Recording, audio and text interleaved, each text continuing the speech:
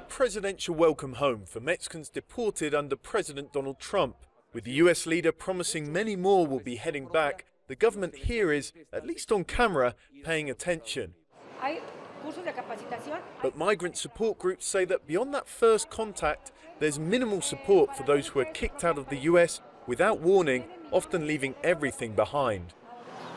Like Diego Maria, a forklift operator forced to leave his son and job. He's now helping out in his sister's shop because despite his skills, he can't get work here.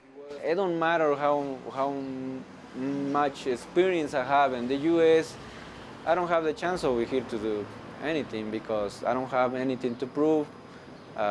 They want papers, they want young people over here. The government helps deportees like Diego get Mexican ID and search for jobs. It also offers small grants for those in a position to set up businesses. But there's no specially allocated federal money and no shelters for those who arrive with nothing and nowhere to go. Officials say there's no need. We don't think it's necessary to set up a fund for them because at the end of the day there are already government programs and money for Mexicans, and they are Mexicans independently of the fact that they're deportees.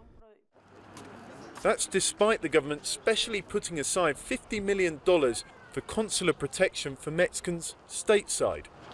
NGOs say it's a mark of how US-based migrants are appreciated, especially while they're sending money back home, but can then be seen as an unwelcome burden by authorities and even their home communities when they're deported back here. US-based Mexicans sent back $27 billion last year, money that helps keep many rural communities afloat. Diego says that support should be repaid. Mexico depends on the people sending money to Mexico for their economy. So that's good for the Mexico country. And I don't think it's fair that when people got deported, they come over here and they don't have any help.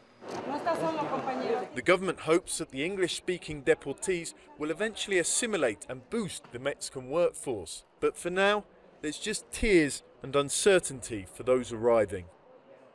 John Holman, Jazeera, Mexico City.